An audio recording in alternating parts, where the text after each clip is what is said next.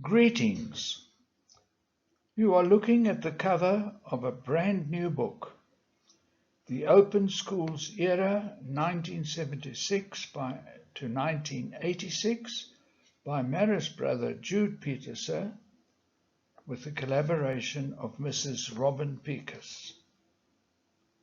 This book deals with the struggle against separate education during the apartheid era. Here you see pictures of the two authors as well as of the narrator. My brief is to introduce the two authors to you. Let's do the lady first. For the past 12 months, Robin Picus has been an invaluable help in the research for and the production of the book. Robin was a teacher in the primary school at Sacred Heart for some 10 years before being appointed its principal in 2007. During those years, she was distinguished by her zeal for pastoral care, not only of the pupils, but also of the teachers and the support staff. In 2003, she composed a comprehensive resource book in this field. She retired as principal at the end of 2017, and recently she has accepted a part-time post working in the Johannesburg Catholic Schools office.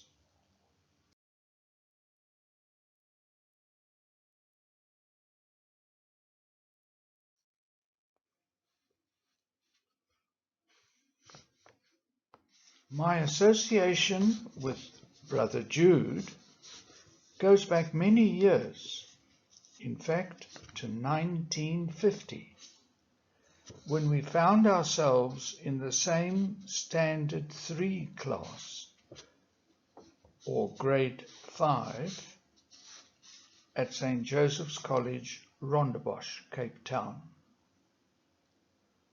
Gerald Peterser was always among the very best students in the group and was a keen participator in inter-school rugby and athletics. He became head boy in his matric year and was awarded a provincial blazer by the then Provincial Council of the Marist Brothers in South Africa. After matriculating, we both joined the Marist Brothers doing our novitiate in Metagong, Australia, where he was given the religious name Jude, and later enrolled at the University of Natal in Pietermaritzburg for a bachelor's degree in the physical sciences. Brother Jude then taught in Marist Brothers Observatory, Johannesburg, and then for 10 years in the former Marist Brothers School in Port Elizabeth. He was appointed principal of that school when he was scarcely 30 years of age. 5 years later, he was appointed provincial superior of the South African province and soon became involved with equivalent leaders of brothers and sisters in dealing with common issues in Catholic education. It was at this time that the Open Schools era was about to begin, an era that Robin Picus will deal with in her part of the presentation.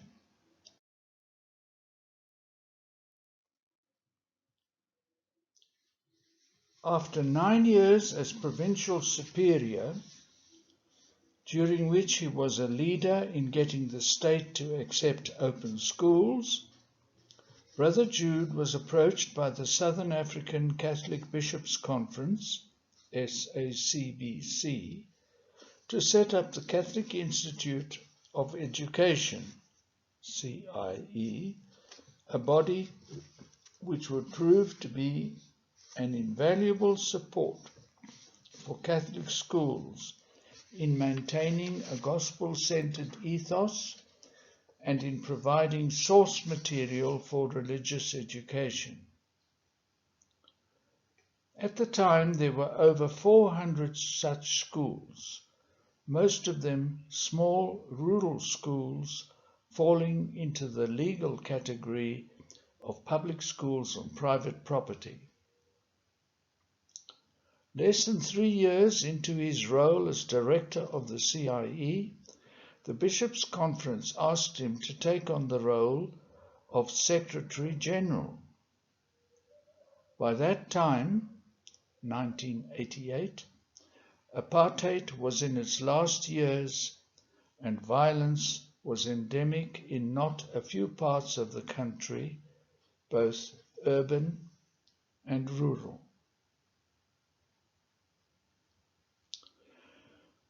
We jump now to 2017, when St. Augustine College presented their Bonum Commune Award to Brother Jude. In preparing the citation for the event, former Emeritus Professor Douglas Irvin asked Brother Jude the following question: what 3 things in which you were involved over the years give you particular satisfaction? Jude's reply: firstly, getting the CIE off the ground, initiating the skills development project at the CIE, and seeing what it has developed into today. Secondly, he said, his earlier involvement in the desegregation of the Catholic schools, and subsequently his work as Secretary General of the SACBC during the last years of apartheid with its states of emergency and the ushering in of the new South Africa give me a certain satisfaction as well. Now, by my count, that makes 3, remarked Douglas. But he then added a 4th. On the Marist front, he said, I am happy to have been able to initiate the opening up of senior posts in our schools to lay educators in the late 1970s, and to promote the involvement of lay people at governance level in our schools, both at school level, the boards of governors, and later at country level, the Marist Schools Council. The Bonum Commune Award of St. Augustine College is its equivalent of an honorary doctorate. This award honors people who have made outstanding contributions to the common good.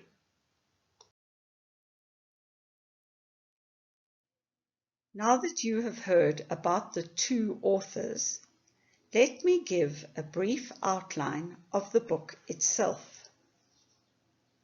At the beginning of 1976, 2 legally registered white-only schools belonging to the Cabra Dominican Sisters quietly admitted some non-white students. These actions could not remain secret for long, and soon came to the attention of the press and, of course, the authorities. One could describe the decade covered in the book as a period of a 2-fold confrontation. an apparent confrontation of the state by the church, and a real confrontation of the segregated church institutions by the gospel. In the engagements of church delegations with authorities in the provinces and with the cabinet, one senses the great reluctance of the ruling class to accept even a questioning, let alone the dismantling of their ideology of separation of races. Chapter 1 gives some history about the establishment of Catholic schools in South Africa and the changes instituted by the nationalists who came to power in 1948. Under apartheid, draconian laws such as the Group Areas Act of 1950 and the Bantu Education Act of 1953 were promulgated to separate people. People were not allowed to use the same facilities such as stairs, elevators, benches, or beaches. The architects of apartheid, Dr. Malan, Mr.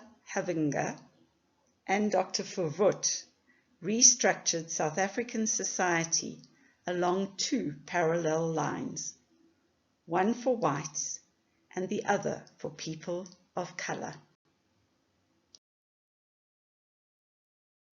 The 1953 Bantu Education Act was the most significant, and its architect, Dr. Verwoerd, was very clear about its purpose. There is no place for the Bantu in the European community above the level of certain forms of labor. What is the use of teaching the Bantu child mathematics when it cannot use it in practice? That is quite absurd.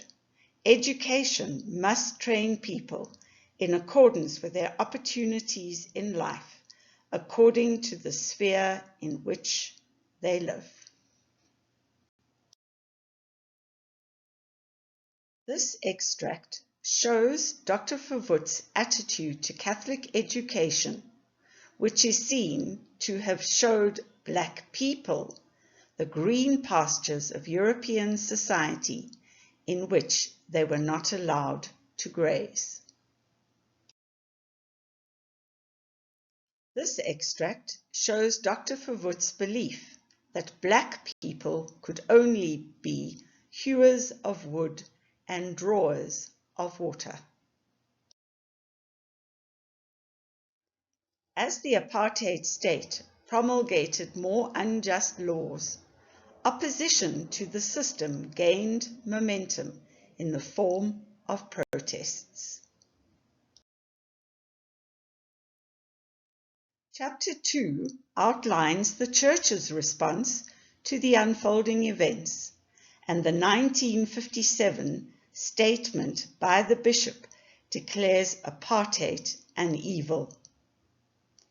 In the book, Brother Jude recalls a meeting with Dr. Verwoerd and 4 archbishops. Dr. Verwoerd is believed to have told the group of bishops to pack your bags and go back to Ireland where you came from, to which Archbishop Whelan replied, Dr. Verwoerd, the only person in this room who was not born in South Africa is you. Dr. Verwoerd was born in Amsterdam. Not only did the Church react by condemning apartheid, so did the people, and the Sharpeville massacre on the 21st of March 1960 saw 69 people killed and 180 injured when they went to a police station to protest against the unjust pass laws. Chapter 3 deals with 1975, when agitation for integration intensified, and outlines the growing tension within the church. By 1975, many teachers' organizations, as well as justice and peace groups within the church, were calling for the opening of Catholic schools to children of all races. Black Catholics were also angered by the fact that the children of black diplomats were in white Catholic schools, but their own children were excluded. Convents had already begun questioning their position on the issue of integrated schools and had decided to open their schools in the Cape in 1976. Chapter 4 covers 1976, the year of action, reaction, and discernment, and deals with the growing tension between students and state, and church and state, as the church is challenged more deeply to open their schools to children of all races. Finally, in 1977, the state engaged with the church, and it was agreed to approach Cabinet for a ruling on open schools. A joint statement to this effect was issued on the 29th of March, 1977. More pressure was exerted by the World Conference for Action Against Apartheid, held in Lagos in August 1977. Chapter 6, 1978, outlines the confrontation, defiance, and publicity that surrounded the issue of open schools. Many headlines alluded to the growing confrontation and defiance. Cartoons such as these were also used to highlight the issues.